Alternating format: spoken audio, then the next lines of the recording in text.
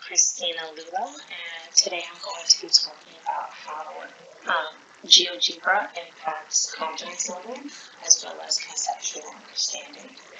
For those of you who do not know what GeoGebra is, it is an online platform that allows students to explore and use critical thinking skills on manipulating mathematical concepts. It is a visual and technological program that will show what happens when you manipulate something such as um, changing the slope of a line or graphing some sort of problem, how multiplying or adding or subtracting will affect what that looks like on a graph. So the reason I am doing this within my math classroom is because I have a lot of students who are exposed from a young age that math is a scary thing, and a lot of my students have strong math anxiety. I hear a lot of things like, I hate math, I don't like to do it. And also, I think that had a lot to do with conceptual understanding. And that's why I'm researching both confidence level and conceptual understanding, because if you do not understand something, how is your confidence level going to be strong or where it should be? So my two research questions are, how does the use of GeoGebra affect confidence levels in Algebra 1? And also, how does the use of GeoGebra affect the conceptual understanding of students?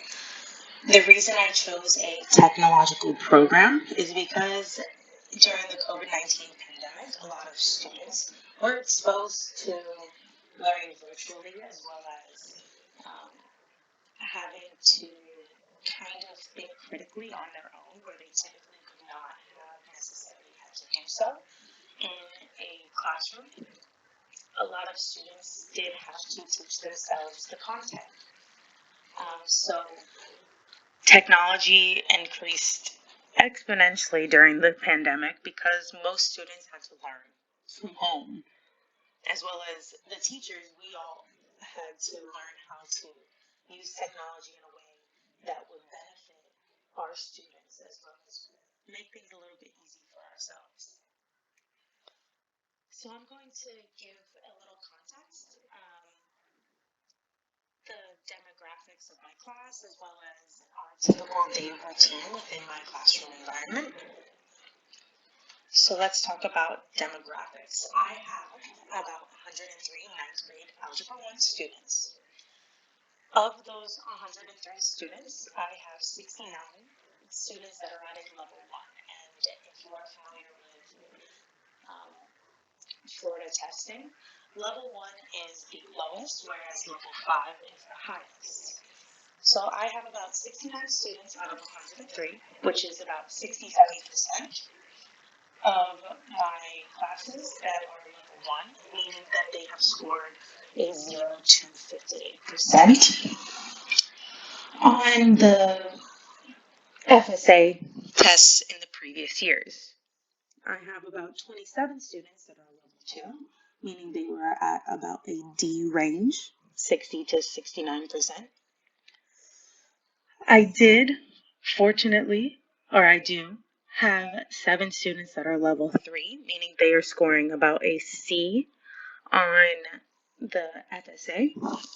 And then I do not have any students that are level 4 or 5, meaning I have no students that have scored between 80 and to 100%, meaning they have mastered or excelled in math.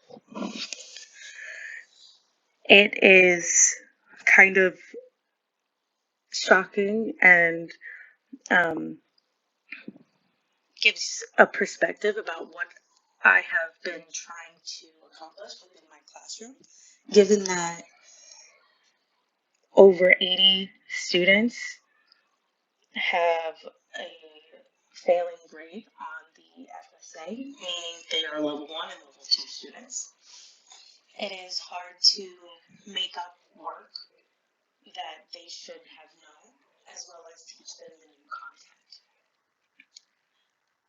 So let's talk about what I do in my classroom on a daily basis. So typically, when students first walk into the classroom, they are greeted with a do now, meaning that they have 1 to 2 questions that are review.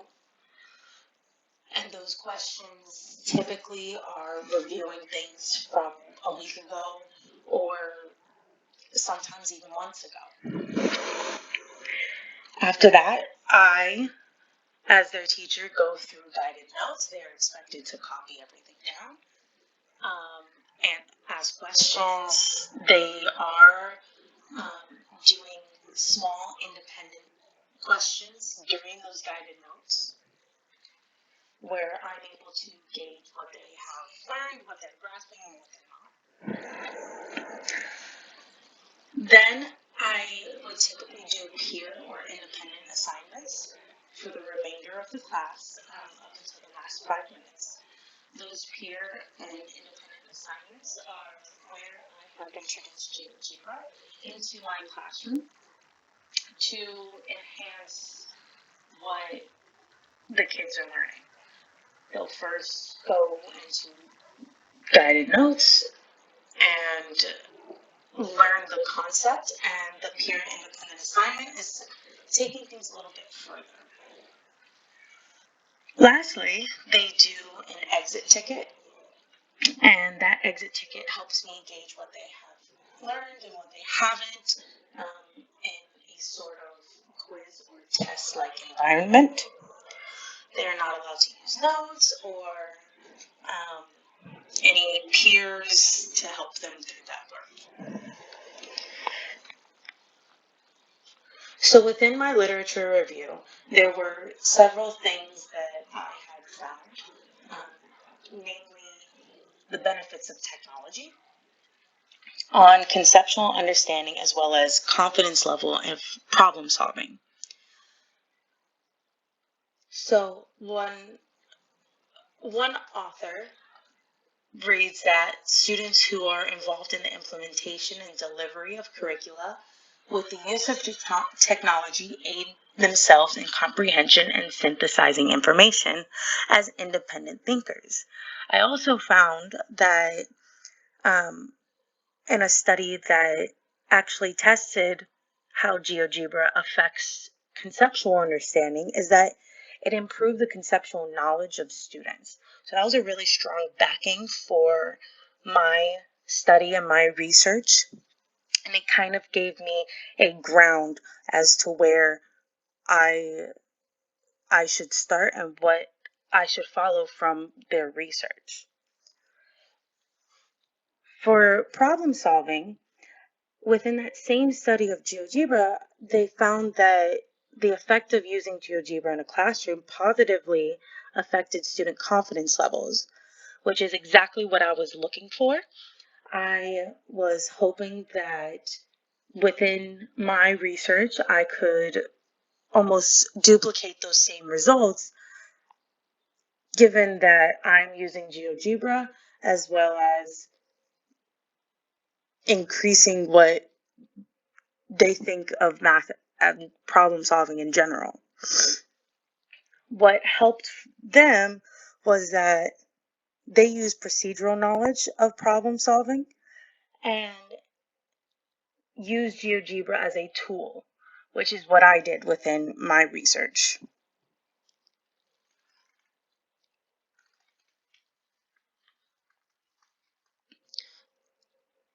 Although I found lots of benefits of technology, I also did find some literature that challenged what we think of technology in the classroom is. In a recent study, some students' perceptions of technology directly affected the success and confidence level in math.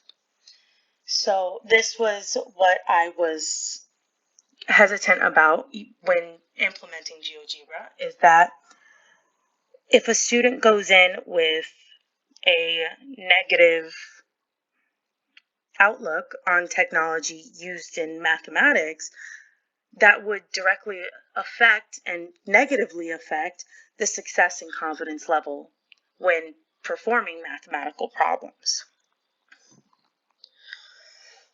Another challenge is that teachers may also struggle with engaging students in meaningful education since students have insufficient technological accessories and unreliable internet connections within the schools. I am fortunate enough to have over 30 computers in my class, and I do not have 30 students within my classroom. I was weary about the internet connection because sometimes in our old school buildings, the internet connection is not that strong, not that great. But I also had some concerns with the technical accessories, meaning the program itself or even sometimes the computers. I did run into challenges of uncharged computers, but again, I am lucky enough in my specific classroom to have over 30 computers.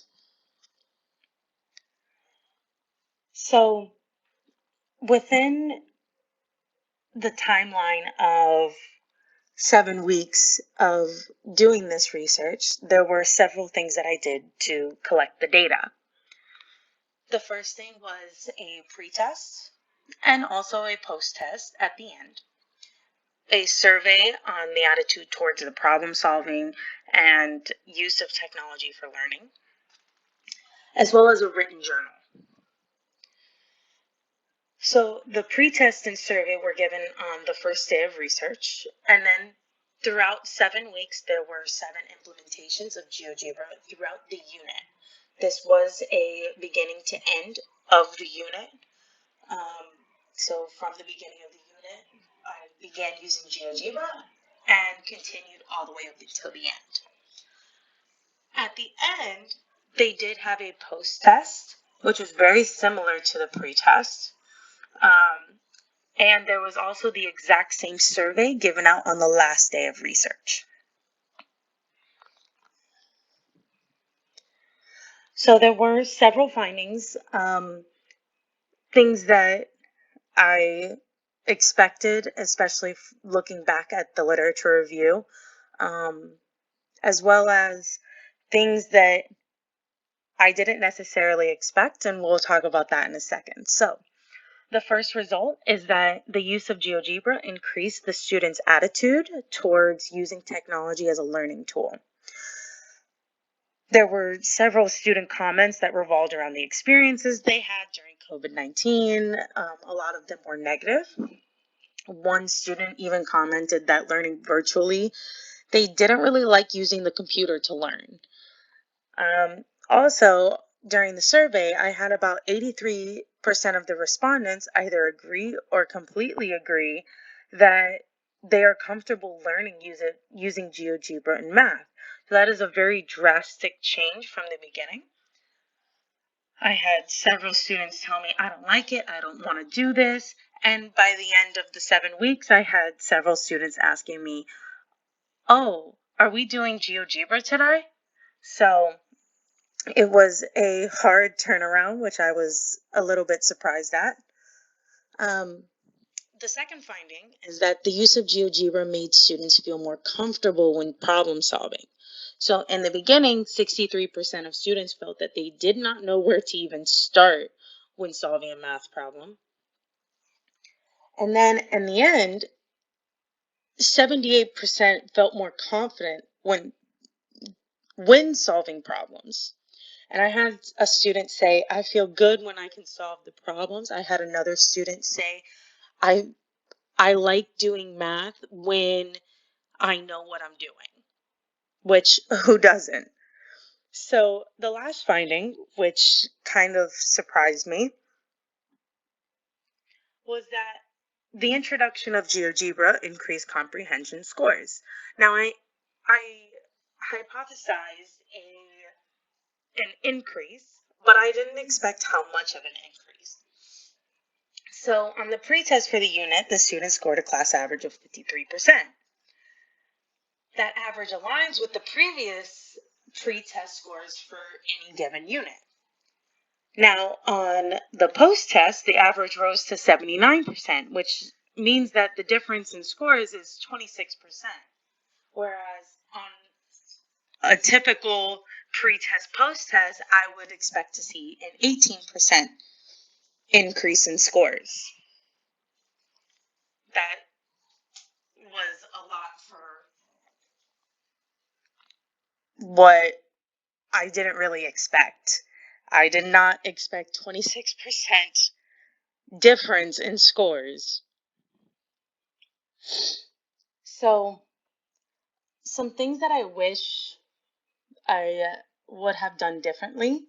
Um, I really think that I should have established these routines, the technology, in the beginning of the year, because it was actually harder to implement a new strategy in the middle of the year when the students were used to the routine I had set in place. Um, it kind of threw them for a loop, and they didn't really like it at first. We had several people say, "Oh, I don't really like doing math online or anything like that." And then lastly, I did have some technological issues, but nothing that was significant enough to note within my writing. So there were several days where students had not charged some of the computers, and I had to give out the extra computers and recharge the other ones. So it was no big deal. I was lucky enough to have that.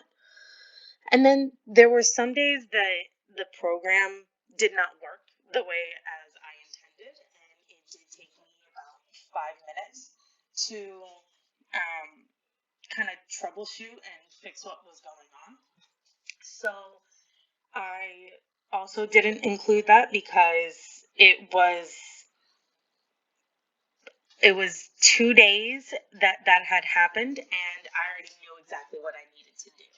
So besides that, I think that I'm actually happy that I went through with this topic as for my research project. So that is it. Thank you.